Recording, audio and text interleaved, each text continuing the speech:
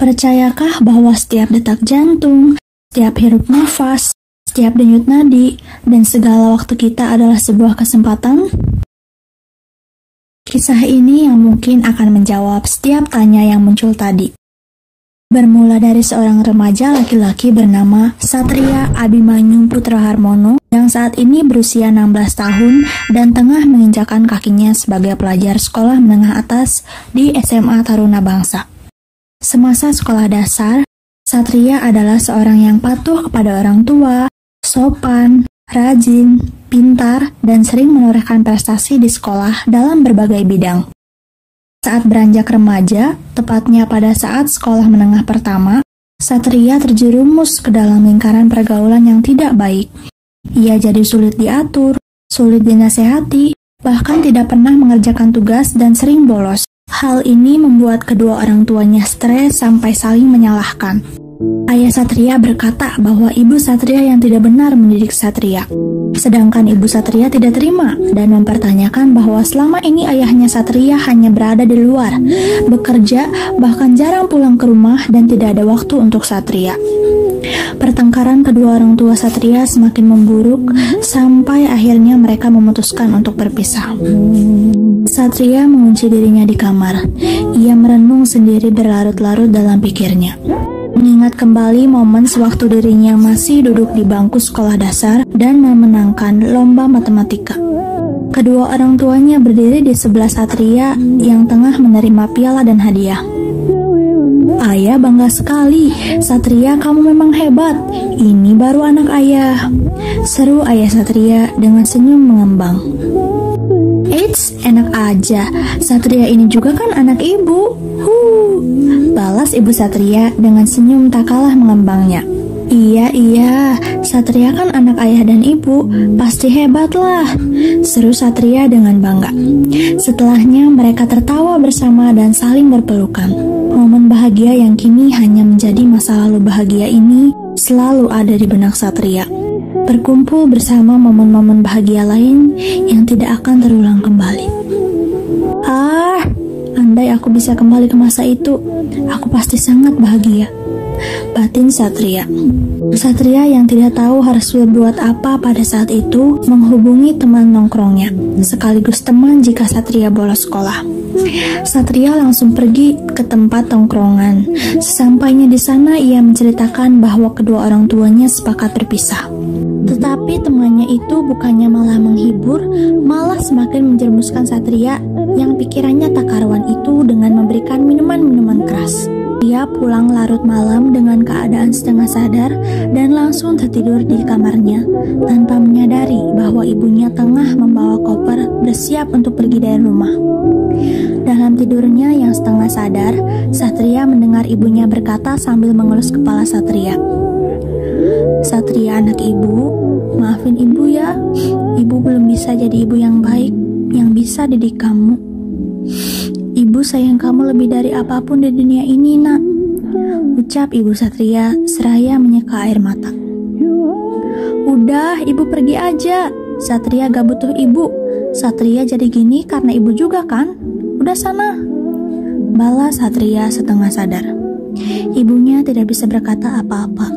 Ia hanya mengecup dahi Satria lalu pergi dari rumah sambil menangis. Matahari pagi sudah menyusup melewati jendela kamar Satria. Satria bangun dan langsung mandi. Ia pergi ke ruang makan untuk sarapan. Hanya terlihat ayahnya sedang duduk sendiri dengan ditemani secangkir kopi. Ibu mana ya? Tanya Satria. Jawab ayahnya. Ibu pergi dari rumah, nak. Sekarang kamu sama ayah ya. Ini, ayah sudah siapin roti selai kacang untuk kamu. Dimakan ya.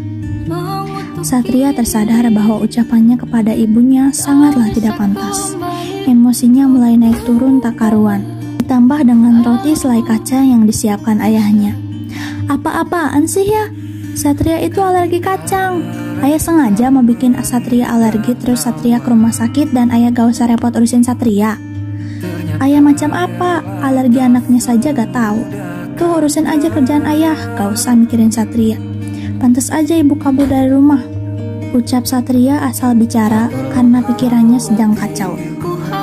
Ayahnya hanya bisa diam termenung dan mulai menitikkan air mata. Satria langsung tancap gas dengan motornya pergi ke sekolah. Di tengah perjalanan, ada seorang ibu menyeberang. Kecelakaan pun tak terhindarkan. Satria tak sadarkan diri. Begitu juga dengan ibu yang ditabrak Satria. Keduanya dilarikan ke rumah sakit. Akhirnya Satria terbangun dan menyadari bahwa dirinya berada di rumah sakit. Nah Satria, kamu sudah bangun? Untung saja operasinya berhasil, ucap dokter kepada Satria. Jawab Satria, hah? Operasi? Operasi apa dok? Kamu tadi menjalani operasi transplantasi jantung, jawab dokter. Siapa yang mendonorkan jantungnya dok? Tanya Satria terbata-bata karena ia takut pikirannya benar. Ayah kamu nak yang mendonorkan jantungnya untuk kamu, jawab dokter perlahan. Gak. Dokter bohong kan? Terus ayah saya selamat kan dok? Jawab dok. Tanya Satria mulai menitikkan air mata. Dokter menghela nafas dan mulai jujur. Maaf nah Satria, tapi ayah kamu sudah tenang di surga. Kamu yang sabar ya. Bagai tersambar petir di siang bolong, Satria masih mencerna semua kata-kata yang dokter ucapkan. Ternyata ketakutannya benar. Ia mulai menangis kencang sampai terseduh-seduh. Nafasnya tak karuan. Ia sangat sedih dan menyesali kata-kata terakhir yang keluar dari mulutnya kepada ayahnya. Maafin Satria ayah, maafin Satria. Satria emang gak berguna. Dok, ayo antar saya ke kamar jenazah ayah saya sekarang dok, ucap Satria setengah memaksa. Satria hanya menunduk terlarut dalam sedihnya, seraya ia didorong di kursi roda melewati setiap ruangan rumah sakit, sampai akhirnya pandangannya teralihkan kepada ruangan ICU. Ia seperti melihat sosok ibunya. Satria meminta tolong pada dokter untuk melihat lebih dekat untuk memastikan apakah itu adalah ibunya. Ini adalah pasien yang kamu tabrak tadi, nak, ucap dokter sambil mengantar Satria. Betapa terkejut dan tidak percayanya Satria. Ternyata yang ia tabrak tadi adalah ibunya sendiri. Satria kembali teringat ucapan terakhirnya kepada ibunya. Semua ucapan terakhirnya kepada ayah dan ibunya terngiang di kepalanya. Satria semakin menangis menjadi-jadi. Tetapi ia tidak bisa berbuat banyak karena ada di kursi roda dan hanya di luar ruangan ICU. Maafin Satria ayah, ibu, maafin Satria, ya Tuhan, maafkan semua dosaku ya Tuhan, tolong selamatkan ibu saya ya Tuhan, hanya ibu saya yang sekarang saya punya.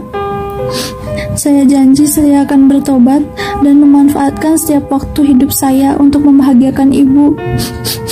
Saya janji saya tidak akan menyia-nyiakan kesempatan yang Tuhan beri lagi. Ampuni saya Tuhan, ucap Satria tulus dan spontan sembari berdoa kepada Tuhan. Tak lama Tuhan mendengar doanya. Mujizat terjadi. Ibu Satria akhirnya sadarkan diri dan dapat dipindahkan dari ICU. Tak lupa Satria kembali bersujud sebisanya, tak henti-hentinya mengucap syukur atas kesempatan kedua yang Tuhan beri. Setelah melewati masa-masa sedihnya, Satria kembali menata diri. Satria tidak lupa akan janjinya kepada Tuhan bahwa ia sudah diberikan kesempatan kedua dan sekarang waktunya Satria menepati janjinya kepada Tuhan, membuat ibu bahagia. Satria kembali giat belajar, lebih rajin berdoa dan beribadah. Ia bahkan mengajak teman-temannya untuk sama-sama bertobat dan kembali ke jalan Tuhan. Sampai akhirnya Satria berhasil.